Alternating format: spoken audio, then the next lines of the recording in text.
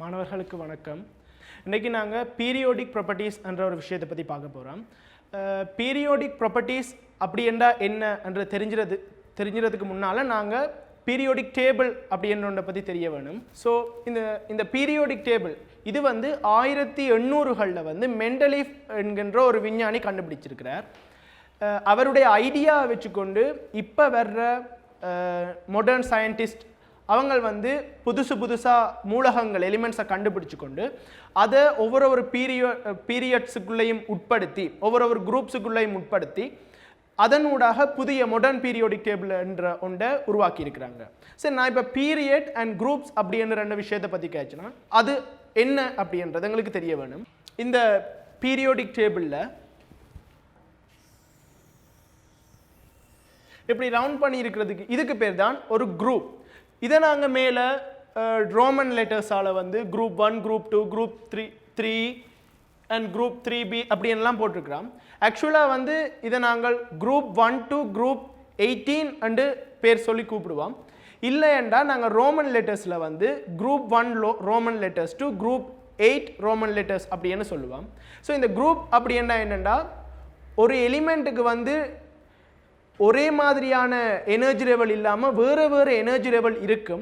ஆனால் அதனுடைய கடைசி எனர்ஜி லெவலில் ஒரே நம்பர் ஆஃப் எலக்ட்ரான் இருக்கும். நம்பர் ஆஃப் எலக்ட்ரான் கடைசி எனர்ஜி லெவல் லாஸ்ட் எனர்ஜி லெவலில் சேமாக இருக்கிறதுகளை தான் நாங்கள் குரூப்ஸ்ன்னு சொல்லுவோம்.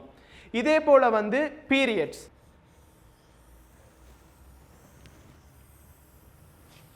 இப்போ நான் கீழிருக்கிறதுக்கு பேர் தான் பீரியட். அதாவது இங்கே நம்பர் ஆஃப் எனர்ஜி லெவல் மாறாது. வேறு எனர்ஜி லெவலுக்கு நாங்கள் போக மாட்டோம்.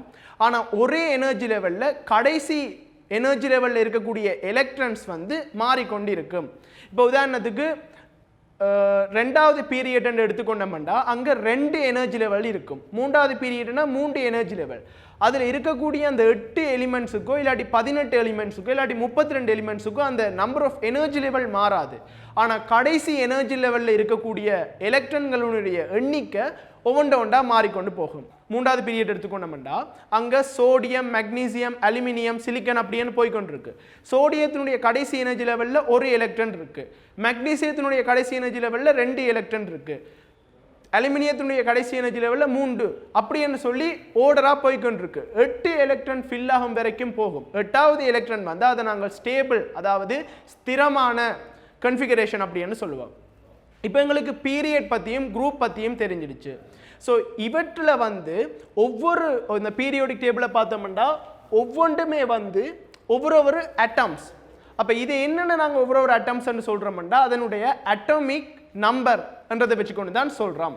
ஸோ இதுதான் நார்மலான ஒரு அட்டத்தினுடைய வியூ. அதாவது ஒரு அட்டம் என்றது எப்படி இருக்கும்ன்றதை நாங்கள் இதனூடாக புரிஞ்சு கொள்ளலாம்.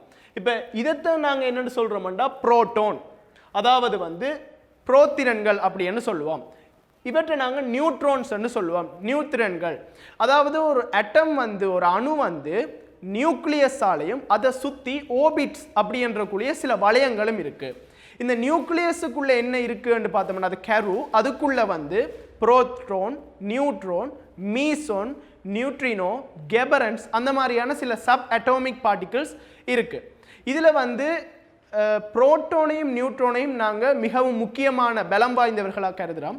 அதில் புரோட்டோனுக்கு பாசிட்டிவ் ப்ளஸ் சார்ஜ் இருக்க போகுது, நியூட்ரானுக்கு சார்ஜ் இல்லை. ஸோ நியூக்ளியஸினுடைய சார்ஜ் எப்பவுமே பாசிட்டிவ் சார்ஜ் அப்படின்னு சொல்லுவோம். இப்போ நாங்கள் அந்த கருவை சுற்றி வளையங்கள் இருக்குது. இந்த மாதிரியான வளையங்கள் இதுகளில் ஈக்வல் மொச்ச மாதிரி எலக்ட்ரான்ஸ் மொச்சு கொண்டு இருக்கு. இந்த எலக்ட்ரான்ஸ் இந்த கருவுக்கும் இந்த எலக்ட்ரான்ஸுக்கும் இடையில் இந்த எலக்ட்ரான்ஸ் நெகட்டிவ் சார்ஜ், அதாவது மறை ஏற்றம். ஸோ அதனால் இந்த நேரேற்றமும் மறையேற்றமும் ஒரு கவர்ச்சி விசையை உருவாகி கொண்டிருக்கும். அதனால தான் இந்த எலக்ட்ரான்கள் மூவ் ஆகி கொண்டிருக்கு, சுற்றி கொண்டிருக்கு. ஸோ இப்படி சுற்றும் பொழுது அங்கே ஒரு விசை உருவாகும். ஓகே, இதுதான் ஒரு அட்டம், அதாவது ஒரு அணுவினுடைய ஒரு ஸ்ட்ரக்சர். இப்படி இருக்கும் பொழுது எந்த ஒரு அணுவுக்கும் எலக்ட்ரான்களுடைய எண்ணிக்கை மாறலாம். அது கெமிக்கல் சேஞ்சஸ் அப்படின்னு சொல்லுவோம். ஆனால் புரோட்டோனினுடைய எண்ணிக்கை வந்து மாறாது. ஸோ அதனால நாங்கள் நம்பர் ஆஃப் புரோட்டான், அதாவது அட்டமிக் நம்பர் எல்லா எலிமெண்ட்ஸ் அல்லது எல்லா அட்டம்ஸுக்குமே வந்து ஒரு ஸ்பெசிஃபிக் தனித்துவமானது அப்படின்னு சொல்லுவோம். பொதுவாக ஒரு அட்டம், அதாவது ஒரு அணுவை வந்து நாங்கள் இதுக்கு முதல் பார்த்த பேசிக்கான ஒரு கட்டமைப்புலையும் பார்க்கலாம். இது நாங்கள் ஓவர்வியூ, அதாவது அது கற்பனையான கட்டமைப்பில் தான் அப்படி ஒரு வளையங்கள் சுற்றி இருக்கும் அப்படின்னு சொல்லி கொண்டிருக்கலாம். உண்மையான ஒரு கட்டமைப்பு வந்து ஒரு அணுவுக்கு இப்படியான ஒரு கட்டமைப்பு தான் இருக்கும். சரி, இப்போ இந்த அணுக்கள் வந்து அதனுடைய அட்டமிக் நம்பர் அணுவெண்கள் மாறாத பொழுது அவற்றினுடைய ஆவர்த்தன வழியிலான மாற்றங்கள் உருவாகும். அதாவது பீரியோடிக் சேஞ்சஸ் சிலது நடக்கும். இங்கே வந்து பீரியட் வைஸாக நாங்கள் போய்கொண்டிருக்கும் பொழுது அட்டமிக் நம்பர் சேஞ்ச் ஆக இல்லை, ஆனால் அதோட பீரியட் வைஸாக வந்து அது மூவ் ஆகிக்கையோ குரூப் வைஸாக அது மூவ் ஆகிக்கையோ வந்து சில சேஞ்சஸ், ஒவ்வொரு அட்டமுக்கும் தனித்துவமான தன்மை இருக்குன்றபடியால் சில சேஞ்சஸ் உருவாகும். அந்த சேஞ்சஸ் அல்லது அந்த வேரியேஷன்ஸை தான் நாங்கள் பீரியோடிக் வேரியேஷன்ஸ், இதனால நாங்கள் பீரியோடிக் கேரக்டர்ஸ் ஓ பீரியோடிக் ப்ராப்பர்ட்டிஸ் அப்படின்னு சொல்கிறோம். அப்போ பீரியோடிக் ப்ராப்பர்ட்டிஸ் அப்படின்றா என்ன? ஒரு அட்டமிக் நம்பர் ஊடாக ஒரு அட்டமோ அல்லது எலிமெண்ட்டோ வந்து பீரியோடிக் வேரியேஷன்ஸை காட்டும் அப்படின்றா அதை நாங்கள் பீரியோடிக் ப்ராப்பர்ட்டிஸ்ன்னு சொல்லுவோம். இந்த பீரியோடிக் ப்ராப்பர்ட்டிஸை வந்து நாங்கள் பார்க்கும் பொழுது இதில் 5 வகையான பீரியோடிக் ப்ராப்பர்ட்டிஸ் இருக்குது. முதலாவது வந்து அட்டமிக் ரேடியஸ், இரண்டாவது வந்து அயனிக் ரேடியஸ். சரி, முதல்ல நாங்கள் இந்த ரெண்டையும் பார்ப்போம், atomic radius and ionic radius. அதுக்கு பிறகு நாங்கள் அயனைசேஷன் அண்ட் எலக்ட்ரான் நெகட்டிவிட்டி அல்லது எலக்ட்ரான் அஃபினிட்டி அதை பார்க்கலாம். ஸோ நாங்கள் அடுத்ததாக வந்து அயனைசேஷன் அண்ட் எலக்ட்ரான் அஃபினிட்டியை பார்ப்போம். அண்ட் லாஸ்ட்டாக நாங்கள் எலக்ட்ரான் நெகட்டிவிட்டி என்றதை பற்றி பார்க்க போகிறோம். ஸோ இப்போ நாங்கள் அட்டமிக் ரேடியஸ் அப்படின்ற ஒரு விஷயத்தை பற்றி பார்க்கணும். சரி, அட்டமிக் ரேடியஸ் அண்டா என்ன? நாங்கள் ஏற்கனவே பார்த்தோம், ஒரு அட்டம், அந்த அட்டத்தின் நியூக்ளியஸுக்கும் அதனுடைய லாஸ்ட் எனர்ஜி லெவல் எலக்ட்ரான்ஸுக்கும் இடையில் ஒரு கவர்ச்சி இருக்குமென்று தான் நாங்கள் பார்த்தோம். இந்த கவர்ச்சியே நீளமாகிறது, இந்த அட்ராக்ஷனை வந்து ஒரு டிஸ்டன்ஸாக வகுக்கப்படுறது தான் அட்டமிக் ரேடியஸ். நாங்கள் இப்போ இந்த அட்டத்தினுடைய ஒரு ஸ்ட்ரக்சர் கட்டமைப்பை வந்து அவதானிப்போம். இங்கே வந்து இந்த நியூக்ளியஸ் இருக்கு, இதை சுற்றி எலக்ட்ரான் இருக்கு. ஆனால் இங்கே எலக்ட்ரான் இதில் ஓடுற மாதிரியோ அதில் ஓடுற மாதிரியோ இங்கே எலக்ட்ரான் தெரியல. இது மாதிரி தான் உண்மையான ஒரு அட்டத்தினுடைய கட்டமைப்பு இருக்கும். நாங்கள் கற்பனையில் தான், அதாவது நீல்ஸ் போர் என்றவருடைய தியரிக்கு ஏற்றபடி தான் நாங்கள் எனர்ஜி லெவல், ஓபிட்டல்ஸ், வளையங்கள் அப்படி என்று சொல்லி தொகுத்து வச்சிருக்கிறோம். ஆனால் உண்மையாக அந்த அட்டத்தினுடைய, அதாவது அணுவினுடைய கருவை சுற்றி இந்த எலக்ட்ரான்கள் வந்து முகில்கள் மாதிரி ஓடிக்கொண்டிருக்கு. ஸோ இந்த முகில்களை வந்து நாங்கள் எலக்ட்ரான் கிளவுட் என்று சொல்கிறோம். அந்த முகில்களுக்கும் அட்டத்துக்கும், அந்த அட்டத்தினுடைய நியூக்ளியஸுக்கும் இடையில் ஒரு எம்டி ஸ்பேஸ், ஒரு வெற்றிடம் இருக்கு. அதையும் நாங்கள் பார்க்கணும். அதாவது இந்த இடத்துல நாங்கள் அவதானிச்சோம்னா இது ஒரு எம்டி ஸ்பேஸாக இருக்கும். இது நியூக்ளியஸ், இது ஒரு எம்டி ஸ்பேஸ், இதை சுற்றி தான் இந்த எலக்ட்ரான் கிளவுட் இருக்க போகுது.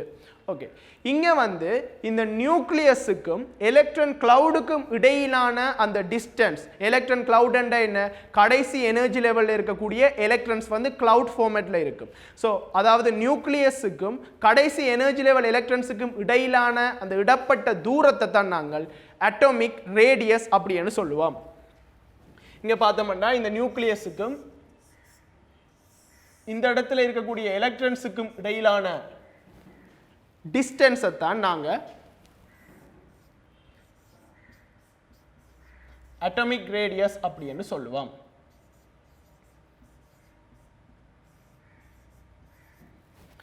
சரி, இப்போ எங்களுக்கு ஒரு அட்டம் அப்படின்றது எப்படி இருக்குமென்னு தெரிஞ்சிடுச்சு, அட்டமிக் ரேடியஸ்ன்றது என்னன்னு தெரிஞ்சிடுச்சு. ஆனால் அட்டமிக் ரேடியஸ்ன்றது என்னென்று உருவாகுது, அது உருவாக்குறதுக்கான காரணிகளை பற்றி நாங்கள் முதல்ல தெரிஞ்சுக்க வேணும். அட்டமிக் ரேடியஸை உருவாக்கக்கூடிய காரணிகள் என்றது வந்து நம்பர் ஆஃப் எனர்ஜி லெவல், அதாவது இந்த இந்த ஓபிட்ஸை தான் நாங்கள் எனர்ஜி லெவல்ஸ்ன்னு சொல்லுவோம். ஸோ இந்த எனர்ஜி லெவல்களுடைய எண்ணிக்கை, இப்போ இங்கே பார்த்தோம்னா இதில் 3 எனர்ஜி லெவல் இருக்கு, 1 2 3. இப்படி நம்பர் ஆஃப் எனர்ஜி லெவல் ஒவ்வொரு அட்டத்தினுடைய அட்டமிக் நம்பர் கூட கூட கூடிக்கொண்டிருக்கும்.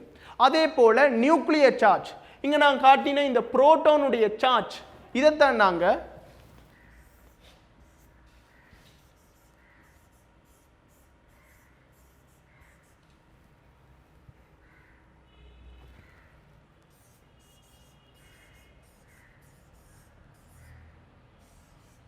இதைத்தான் நாங்கள் நியூக்ளியர் சார்ஜ் அப்படி என்று சொல்லுவோம். ஸோ ஒரு புரோட்டான்களினுடைய எண்ணிக்கையை நாங்கள் நியூக்ளியர் சார்ஜ் என்று சொல்கிறோம். இந்த நியூக்ளியர் சார்ஜ் கூடினாலும் அட்டமிக் ரேடியஸினுடைய தாக்கம் அங்கே உட்படும். மூன்றாவது வந்து புதுதான ஒரு விடயம் ஸ்க்ரீனிங் ஓ ஷீல்டிங் இஃபெக்ட். இப்போ உதாரணத்துக்கு இதில் நாங்கள் ஸ்க்ரீனிங் அல்லது ஷீல்டிங் எஃபெக்டை பற்றி விவரிக்க வேணுமெண்டா இதில் வந்து இருக்கக்கூடியதை வந்து நாங்கள் last energy level electron cloud அப்படின்னு வச்சிருந்தோம்டா இந்த லாஸ்ட் எனர்ஜி லெவல் எலக்ட்ரான் கிளவுடுக்கும் இந்த நியூக்ளியஸுக்கும் இடையில வந்து ஒரு டிஸ்டன்ஸ் இருக்குது. அதாவது அதை விட இதுக்கு இடையில ஒரு அட்ராக்ஷன் கூட இருக்குது.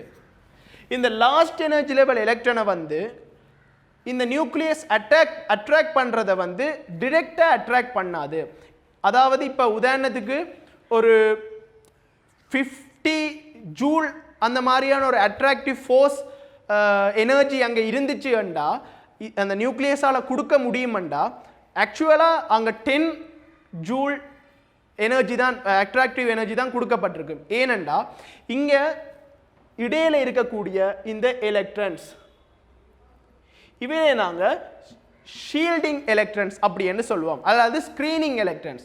ஸ்க்ரீன் அல்லது ஷீல்டுண்டா என்ன? ஒரு தடுப்பு.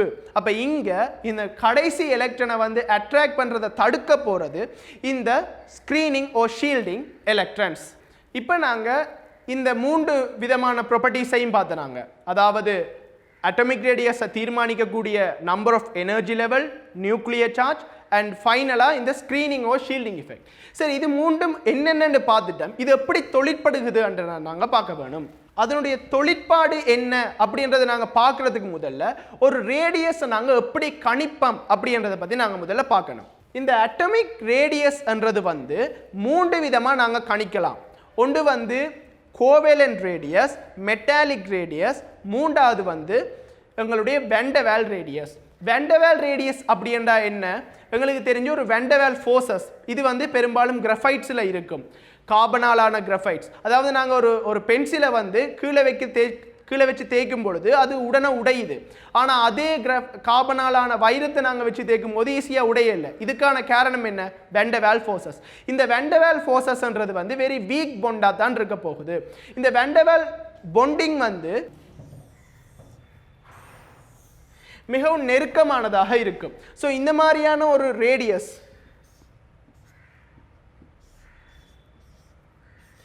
இந்த மாதிரியான 2 அட்டம் வந்து வெண்டவால் ரேடியஸால் இணையும் பொழுது இந்த 2 நியூக்ளியஸுக்கும் இடப்பட்ட இந்த டிஸ்டன்ஸினுடைய அரைவாசியத்தை நாங்கள் வெண்டவால் ரேடியஸ் அப்படின்னு சொல்லுவோம். அதாவது இதை நாங்கள் ஒரு டிஸ்டன்ஸ், அதை டயமீட்டர்னு எடுத்துக்கொண்டு அதன் அரைவாசியை நாங்கள் ரேடியஸ் அப்படின்னு சொல்லுவோம். இதே போல் இன்னுமொரு வகையான ரேடியஸ் இருக்குது, அதை கோவேலன்ட் ரேடியஸ் அப்படின்னு சொல்லுவோம். இந்த கோவேலன்ட் ரேடியஸ் அதை வந்து பார்த்தோம்னா அது ரெண்டுமே வந்து ஒரு பிணைப்புக்குள்ள, அதாவது ஷேரிங் ஆஃப் எலக்ட்ரான்ஸ் அப்படின்னு சொல்லுவோம். பெரும்பாலான மொலிக்யூல்ஸ் எல்லாமே வந்து ஷேரிங் ஆஃப் மொலிக்யூல்ஸ், அதாவது பங்கீட்டு வழிப்பிணைப்பு அப்படின்னு தமிழில் சொல்லலாம். அந்த ஷேரிங் ஆஃப் எலக்ட்ரான்ஸால் உருவாகுது. இப்படி எலக்ட்ரான்ஸை ஷேர் பண்ணுறதால வந்து அவைகள் 2 பேருமே கிட்ட போவினம். அதாவது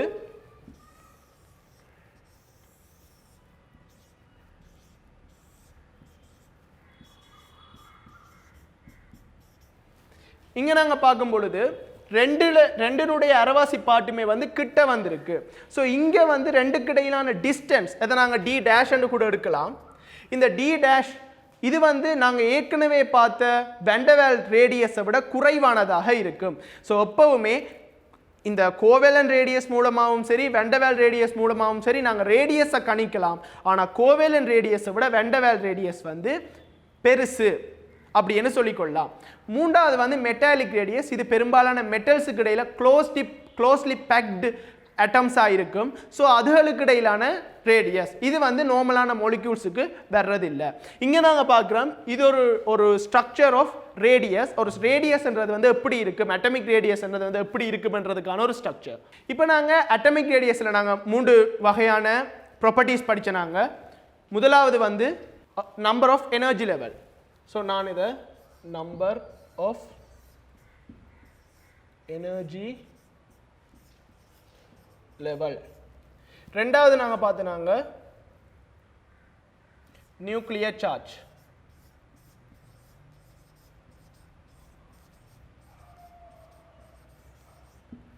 மூன்றாவது பார்த்தனாங்க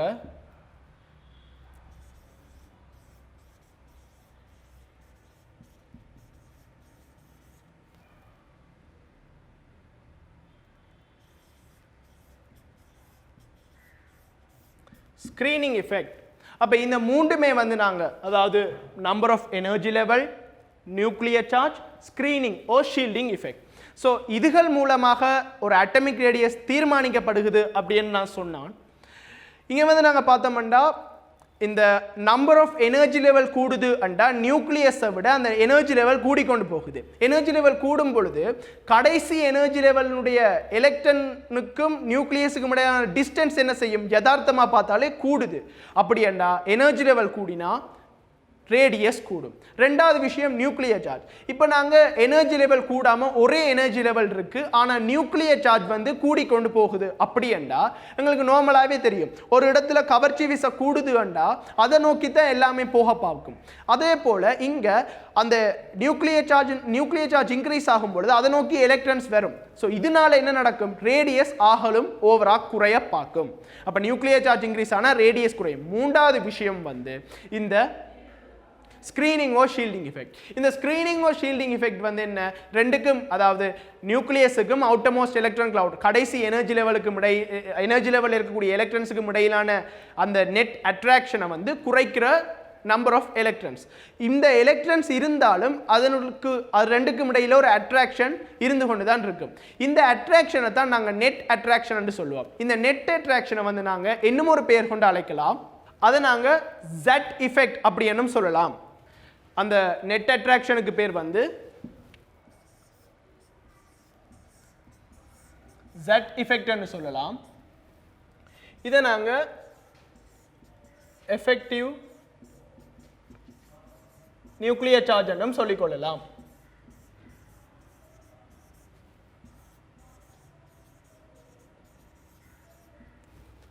ஸ்டூடெண்ட்ஸ் நிறைய பேருக்கு இருக்கிற ஒரு விஷயம், ஒரு பயம் என்னென்னா, இந்த எஃபெக்டிவ் நியூக்ளியர் சார்ஜ் பற்றின ஒரு கேள்வி வந்துச்சுன்னா அதை ஃபேஸ் பண்ணுறது எப்படி உண்டு.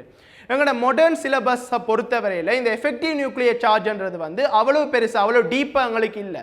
அப்போ இதை பற்றின வந்து சில மேலதிகமான ஸ்டடீஸ் இருக்குது. அதாவது இப்போ உதாரணத்துக்கு இந்த அட்டம் எடுத்துக்கொள்ளுவோம். இந்த அட்டத்தில் வந்து இந்த எனர்ஜி லெவல், அதாவது இது முதலாவது எனர்ஜி லெவல், இங்கே ரெண்டாவது எனர்ஜி லெவல், இது மூன்றாவது எனர்ஜி லெவல். ஸோ இங்கே 3 எனர்ஜி லெவல் இருக்குது. அப்போ இங்கே ஜெட் எஃபெக்டை ஐடென்டிஃபை பண்ண வேணுமெண்டா முதலாவது எனர்ஜி லெவலுக்கு 3.5 0.35, ரெண்டாவது எனர்ஜி லெவலுக்கு 0.8, மூன்றாவது எனர்ஜி லெவலுக்கு 1 அப்படி என்ற ஸ்கிரீனிங் கான்ஸ்டன்ட் என்ற ஒரு வேல்யூ கொடுத்து அந்த வேல்யூஸை நாங்கள்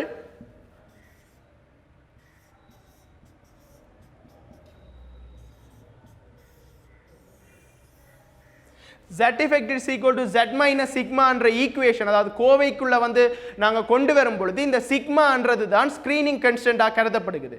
ஸோ இந்த சிக்மாக்கு பதிலாக நாங்கள் 0.35, 0.8, 0.1 அதுகளை கூட்டி அந்த அட்டமிக் நம்பரில் இந்த கழிச்சு காண்ற முறையெல்லாம் இருந்தது.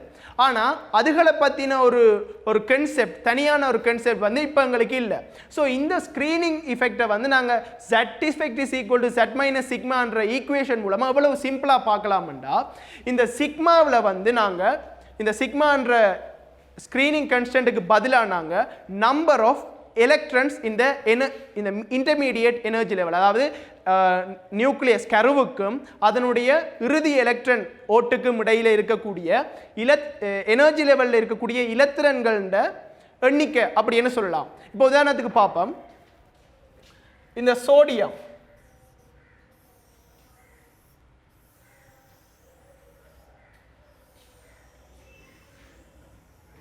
இந்த சோடியத்தில் வந்து 3 எனர்ஜி லெவல் இருக்க போகுது. முதலாவது எனர்ஜி லெவலில் வந்து 2 எலக்ட்ரான் இருக்கு, ரெண்டாவது எனர்ஜி லெவலில் 8 எலக்ட்ரான்ஸ் இருக்கு,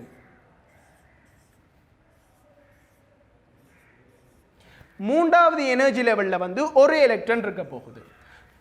இங்க இந்த சோடியம் அணுவை வந்து சோடியம் அட்டமை வந்து நாங்கள் இந்த ஸ்கிரீனிங் இஃபெக்ட், அதாவது இந்த ஸ்கிரீனிங் இஃபெக்ட்டுக்கு உட்படுத்தி Z effect, that means இந்த எஃபெக்டிவ் நியூக்ளியர் சார்ஜை நாங்கள் பார்க்க வேணுமெண்டா இந்த கோவை, அதாவது இந்த ஈக்குவேஷனுக்குள்ள எப்படி பயன்படுத்தலாம். இந்த செட்ன்றது வந்து அதனுடைய அணுவன் அட்டமிக் நம்பர்னு சொல்லுவோம். இப்போ சோடியத்தினுடைய அட்டமிக் நம்பர் அல்லது அணுவன் எங்களுக்கு தெரியும் 11. அப்போ நான் இந்த செட்டுக்கு பதிலாக 11 போடுவேன், பிரதியிடுவேன். இதே போல் வந்து நாங்கள் சிக்மான்றது ஸ்க்ரீனிங் கன்ஸ்டன்ட் அப்படின்னு சொல்லிக்கொள்வோம். இந்த சிக்மாக்கு பதிலாக நாங்கள் இதில் இருக்கக்கூடிய இந்த சோடியம் நியூக்ளியஸுக்கும் இந்த கடைசி எலக்ட்ரனுக்கும் இடையில் எத்தனை எலக்ட்ரன் இருக்கு? 10 எலக்ட்ரன் இருக்கு. அதனால நாங்கள் இங்கே சிக்மாக்கு பதிலாக 10 என்றதை சப்ஸ்டிடியூட் பண்ணுவோம். இப்போ எங்களுக்கு கிடைக்கிற விட வந்து 1. ஸோ எங்களுக்கு இப்போ எடுத்ததன் படி effective nuclear charge Z effect வந்து 1. இந்த இஃபெக்டிவ் நியூக்ளியர் சார்ஜ்ன்றது என்ன? Net attraction. அப்போ நெட் அட்ராக்ஷன் அது கூட கூட என்ன செய்யும்? நியூக்ளியஸுக்கும் கடைசி எனர்ஜி லெவலில் இருக்கக்கூடிய எலக்ட்ரன்ஸுக்கும் நியூக்ளியஸுக்கும் இடையிலான அந்த நெட் அட்ராக்ஷனை தான் நாங்கள் எஃபெக்டிவ் நியூக்ளியர் சார்ஜ் அப்படி என்று சொல்லிக்கொள்ளுவோம். அப்போ இந்த எஃபெக்டிவ் நியூக்ளியர் சார்ஜ் கூடுறபடியால் எங்களுக்கு என்ன செய்யும்? ரேடியஸ் வந்து குறைஞ்சு கொண்டு போகும். அதாவது நெட் அட்ராக்ஷன் கூடினுச்சுண்டா அந்த அட்ராக்ஷன் கூட கூட கடைசி எனர்ஜி லெவல் எலக்ட்ரான் உள்ள வந்து கொண்டிருக்கும். அதனால வந்து ரேடியஸ் பயங்கரமாக குறைஞ்சு கொண்டு போகும். இதனால தான் ஒரு பீரியட் வைஸாக நாங்கள் பார்த்தோம்டா ரேடியஸ் குறையுது அப்படின்னு சொல்லுவோம். இதுவே ஒரு குரூப் வைஸாக பார்த்தோம்டா ரேடியஸ் கூடிக்கொண்டு போகும். மெயின் எனர்ஜி லெவல் கூடுது, அதனால ரேடியஸ் கூடிக்கொண்டு போகும் அப்படின்னு சொல்லிக்கொள்ளுவோம். இவ்வளவுதான் இதில் இருக்கக்கூடிய கன்செப்ட். மேலதிகமாக வந்து இந்த Z effect and effective nuclear சார்ஜ்ன்றது வந்து நெட் அட்ராக்ஷன். நெட் அட்ராக்ஷன் என்று நாங்கள் விளங்கி கொண்டாலே சரி, நியூக்ளியஸுக்கும் கடைசி எனர்ஜி லெவல் எலக்ட்ரானுக்கும் இடையிலான ஒரு நெட் அட்ராக்ஷன் அப்படின்னு நாங்கள் விளங்கி கொண்டாலே சரி. இதில் வந்து நாங்கள் இன்னும் ஒரு விஷயம் பார்க்குறோம்னா அதனுடைய வேரியேஷன்ஸ் எப்படி இருக்குது. அதாவது எதுக்கு அதிகளவான எலக்ட்ரான்ஸ் இருக்குது? குரூப் 1 முதலாம் கூட்ட எண்களுக்கு வந்து அதிகளவான ரேடியஸ் இருக்குது. இதே போல் 18ஆம் கூட்ட எண்களுக்கு வந்து மிக குறைஞ்ச ரேடியஸ் இருக்குது, அட்டமிக் ரேடியஸ் இருக்குன்னு சொல்லலாம். இதை வந்து நாங்கள் ஒரு சின்ன ஒரு ஸ்ட்ரக்சர் அல்லது சின்ன ஒரு சீரீஸ் மூலமாக நாங்கள் ஞாபகம் வச்சிருக்க வேணும். சரி, இப்போ அந்த சீரீஸை நாங்கள் பார்த்தோம்னா முதல்ல வந்து ஹீலியத்துக்கு ஆக குறைவாக இருக்கும், அதை விட ஹைட்ரஜனுக்கு கூடவாக இருக்கும். அதுக்கு பிறகு வந்து அடுத்த குரூப் அடுத்த பீரியடில் வந்து ஆக குறைஞ்ச ரேடியஸ் இருக்கக்கூடியதுன்னு பார்த்தோம்னா நியோன், அதை விட ஃப்ளோரின், அதுக்கு அடுத்தது ஆக்சிஜனை விட எது கூடவா இருக்கும்? நைட்ரஜன், அதை விட போரன். இதுக்கு அடுத்தது நாங்கள் பார்க்க போகிறோம். இதுக்கு அடுத்தது வந்து குரூப் பீரியட் 3ஆம் பீரியடில் இருக்கக்கூடிய சில எலிமெண்ட்ஸ், அதாவது வந்து ஆர்கன்.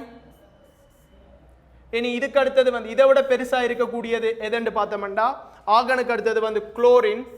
இனி குளோரினை விட பெருசாக இருக்கக்கூடியன்னு பார்த்தோம்னா சல்ஃபர், அதை விட பாஸ்பரஸ். இனி பாஸ்பரஸுக்கு அடுத்ததாக வந்து எது கூடவா இருக்க போகுது? பெர்லியம். இனி பெர்லியத்தை விட சிலிக்கன், அதுக்கு அடுத்தது அலுமினியம். இனி அதை விட கூடவா இருக்க போகிறது லித்தியம். லித்தியத்தை விட கூடவா இருக்க போகிறது மெக்னீசியம். அதை விட சோடியத்துக்கு கூடவா இருக்கும், அதை விட கால்சியத்துக்கு கூடவா இருக்கும், அதை விட பொட்டாசியத்துக்கு கூடவா இருக்கும். ஸோ இந்த ஒரு வேரியேஷனை நாங்கள் ஞாபகப்படுத்தி வச்சிருந்தா தான் ஒரு ஃபைனல் பேப்பரில் வரக்கூடிய அட்டமிக் ரேடியஸ் பற்றின கொஷன் ஸ்ட்ரக்சர் பேப்பரில் வரும். ஸோ அதுக்கான ஈஸியாக வந்து நாங்கள் அதை செய்யக்கூடிய முறையில் இருக்கும். ஸோ இந்த சீரீஸை நாங்கள் கட்டாயம் ஞாபகத்தில் வச்சிருக்க வேணும். இனி அடுத்ததான் நாங்கள் அயனிக் ரேடியஸை பார்ப்போம். இந்த அயனிக் ரேடியஸ்ண்டா என்ன என்று எங்களுக்கு தெரிய வேணும். அதாவது அதுக்கு முதல்ல நாங்கள் அயன்ன்றது என்னன்னு பார்ப்போம். அயன்ன்றது வந்து ஒரு அட்டம் தன்னுடைய அட்டமிக் ஸ்டேட்ல இருந்து ஒரு எலக்ட்ரானை லூஸ் பண்ணால், அதாவது ரிமூவ் பண்ணுறது, தன்னுடைய ஒரு எலக்ட்ரானை வந்து பிறருக்கு கொடுக்கறது, இந்த மாதிரியும் சொல்லிக்கொள்ளலாம். அப்போ ஒரு எலக்ட்ரான் ஒரு அட்டம் தன்னோட இருக்கக்கூடிய எலக்ட்ரானை லூஸ் பண்ணி ஒரு கேட்டையனை உருவாக்கும், கெயின் பண்ணி அதே எலக்ட்ரானை கெயின் பண்ணால் அணையனை உருவாக்கும். உதாரணத்துக்கு நாங்கள் 2 எலிமெண்ட் எடுத்துக்கொள்வோம். முதலாவது நாங்கள் லித்தியத்தையும் அதே போல் ஃப்ளோரினையும் எடுத்துக்கொள்வோம். இங்கே வந்து நாங்கள் லித்தியத்தை பார்த்தோம்னா லித்தியமானது வந்து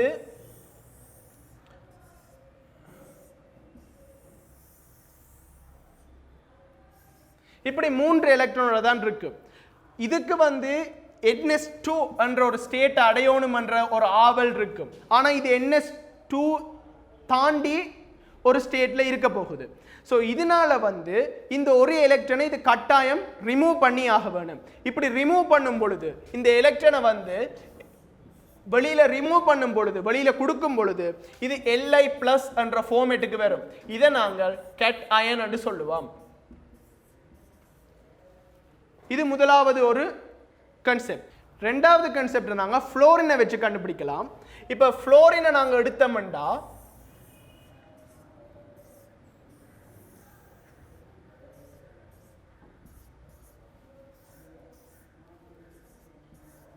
இதுல 7 எலக்ட்ரான் தான் இருக்க போகுது. அப்ப இந்த 7 எலக்ட்ரான் இருக்கு. 8வது ஒரு எலக்ட்ரான் வந்தா தான் இதால ஒரு ஸ்திரத்தன்மை அடைய முடியும், அதாவது ஸ்டேபிள் ஸ்டேட்டுக்கு வர முடியும். அப்ப 8வது எலக்ட்ரானை இது வாங்கும் பொழுது, அதாவது இங்க ஒரு 8வது எலக்ட்ரான் வந்து சேரும் பொழுது இது F- என்ற ஒரு ஸ்டேட்டுக்கு போகும். இதை நாங்கள் அனையன் அப்படின்னு சொல்லுவோம். சரி, இதை வச்சு கொண்டுதான் இந்த அனையன் கட்டையன் அப்படி என்ற ரெண்டு கான்செப்ட், ரெண்டு முறைகளை வச்சுக்கொண்டுதான், அதாவது இது ரெண்டினுடைய பேசிக்கான அடித்தளங்களை வச்சுக்கொண்டுதான் நாங்கள் இந்த அயனிக் ரேடியஸுக்குள்ள வர வேணும். இந்த அயனிக் ரேடியஸ்ன்றது என்ன? அதாவது ஒரு அயன் வந்து ஒரு அட்டம் வந்து இப்போ தன்னுடைய எலக்ட்ரான் இழந்தோ வாங்கியோ அயனா உருவாக்கிட்டு கட்டையனாவோ அயனையனாவோ, இப்போ அதனுடைய கரு நியூக்ளியஸுக்கும் கடைசி எனர்ஜி லெவலில் இருக்கக்கூடிய எலக்ட்ரான்ஸுக்கும் இடையிலான அந்த டிஸ்டன்ஸ், நீளம் அல்லது தூரத்தை தான் நாங்கள் இப்போ இந்த இந்த அயனிக் ரேடியஸ் அப்படின்னு சொல்லுவோம். இந்த அயனிக் ரேடியஸை பொறுத்தவரையில் வந்து இதுலையும் வந்து என்னென்ன பங்கெடுக்க போகுது அப்படின்னு பார்த்தோம்னா, இந்த number of energy level, screening or shielding effect, அதே மாதிரி நியூக்ளியர் சார்ஜ். அப்போ நாங்கள் அட்டமிக் ரேடியஸ்லேயே இது மூண்டையும் பற்றி பார்த்துட்டோம். இது மூணுட ஃபங்க்ஷனையும் பார்த்துட்டோம். நம்பர் ஆஃப் எனர்ஜி லெவல் கூடினா ரேடியஸ் கூடும், நியூக்ளியர் சார்ஜ் கூடினா நம்பர் ஆஃப் எனர்ஜி லெவல் கூடாமல் நியூக்ளியர் சார்ஜ் கூடினா ரேடியஸ் குறையும், ஸ்க்ரீனிங் அல்லது ஷீல்டிங் எஃபெக்ட் வந்து கூடிக்கொண்டு போனிச்சண்டா ரேடியஸ் கூடும். அப்படின்ற 3 கான்செப்டும் பார்த்தபடி இதில் நான் அதை விளங்கப்படுத்த தேவையில்லை. ஸோ இங்கே நாங்கள் முக்கியமான விஷயத்தை பார்க்க வேணும். 4ஆம் கூட்ட மூலகங்கள் அயனாகும் பொழுது அது அன்னையனாகும். அவற்றுக்கு தான் இந்த அயனிக் ரேடியஸில் மிகவும் உயர்வான, மிகவும் கூடிய ஒரு ரேடியஸ் இருக்க போகுது. மிகப்பெரிய ரேடியஸ் 4ஆம் கூட்ட அனையன்ஸுக்கு இருக்க போகுது. இப்போ 4ஆம் கூட்ட அனையன்ஸை நாங்கள் எக்ஸ்ன்னு எடுத்துக்கொண்டோம்னா அவற்றினுடைய அன்னையனுடைய தன்மை வந்து X4- அப்படி என்ற ஒரு பேரோட இருக்க போகுது. இதுவே வந்து மிக குறைஞ்ச அயனிக் ரேடியஸ், அயனிக் ஏரை எதுக்கு இருக்க போகுதுன்னா 3ஆம் கூட்ட மூலகங்கள் அவையில் தங்களுடைய 3 எலக்ட்ரான்களை வந்து கொடுத்து அவையில் நாங்கள் Y என்று எடுத்துக்கொண்டோம்னா Y3+ அப்படி என்ற ஒரு ஃபார்மேட்டில் இருக்க போயினோம். இதுதான் இந்த அயனிக் ரேடியஸில் நாங்கள் மிக முக்கியமாக தெரிஞ்சு கொள்ள வேண்டியது. அது கூடினது வந்து 4ஆம் கூட்டத்துக்கும் அதிக குறைஞ்சது வந்து 3ஆம் கூட்டத்துக்கும் இருக்கு. இதில் நாங்கள் இன்னும் ஒரு சின்ன விஷயத்தை பார்க்கணும். நாங்கள் இப்போ இந்த அயனிக் ரேடியஸ் எந்த ரேட்டில், எந்த முறையில் இது கூடிக்கொண்டு போகுது என்று நாங்கள் பார்த்தா அங்கே வந்து எல்லா கட்டையன்ஸுமே வந்து அன்னையன்ஸை விட குறைவான ரேடியஸில் தான் இருக்கும். எல்லா அன்னையன்ஸுமே கட்டையன்ஸை விட கூடின ரேடியஸில் தான் இருக்கும். ஓகே, இங்கே நாங்கள் இதில் என்ன சொல்கிறாங்களா, இதே தான். இப்போ ஒரு அயனிக் ரேடியஸ் ஆனது வந்து ஒரு பீரியட் வைஸாக போகும் பொழுது குறைஞ்சு கொண்டு போகும் அப்படின்னு நாங்கள் சொல்ல முடியாது. அப்போ ஒரு ஸ்டேட்மெண்ட் கேள்வி வரலாம், the ionic radius always decreases along the period அப்படின்னு சொல்லி கொண்டு போனோம்னா அது பிள்ளை. எப்போவுமே குரூப் வைஸாக வந்து கூட்ட ரீதியாக பார்த்தோம்னா கீழே போக போக இந்த அயனிக் ரேடியஸ் வந்து கூடிக்கொண்டு போகும். கீழே போக போக எனர்ஜி லெவல் கூடும், ஸோ கூடிக்கொண்டு போகும். ஆனால் ஒரு பீரியட் வைஸ் ஆவர்த்தனம் வழியாக பார்க்கும்போது அது பிழை, அந்த கருத்து தவறானது. ஏனென்றா அதுக்கு தான் நீங்கள் 2 வகையாக பிரித்து காட்டியிருக்கிறாங்க. இங்கே வந்து இந்த போரன் வரைக்கும் தான் இந்த ரேடியஸ் வந்து குறையும். அதாவது அதை போரன்டா நாங்கள் இந்த 8ஆம் கூட்டங்களை விட்டுருவோம். 8ஆம் கூட்டங்கள் இந்த டி பிளாக் எலிமெண்ட்ஸை நாங்கள் கட் பண்ணிடுவோம். டி பிளாக் எலிமெண்ட் எங்களுக்கு இங்கே தேவையில்லை. அதனால வந்து நாங்கள் இந்த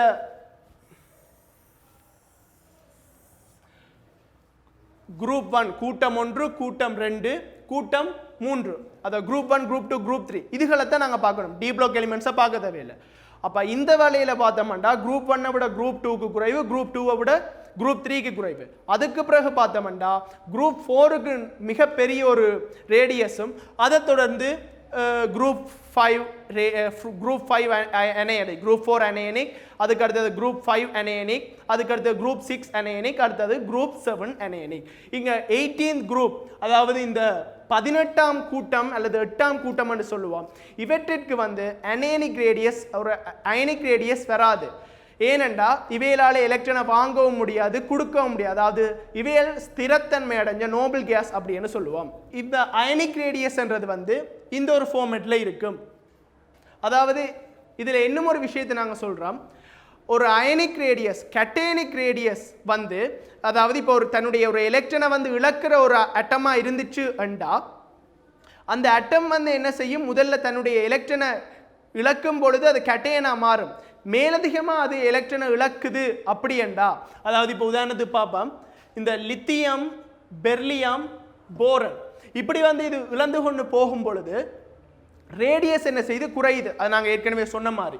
அதே போல ஆக்சிஜனை விட ஃப்ளோரினுக்கு ரேடியஸ் குறையுது. ஓகே, இதுதான் ஒரு அயனிக் ரேடியஸினுடைய basic concept. Down the group என்ன செய்யுது, கீழே போக போக அயனிக் ரேடியஸ் கூடிக்கொண்டு போகுது. நன்றி. நாங்கள் மீண்டும் அயனைசேஷன், அதாவது அயனாக்க சக்தியை பற்றின ஒரு கருத்தோடு உங்களை நான் சந்திக்கிறேன்.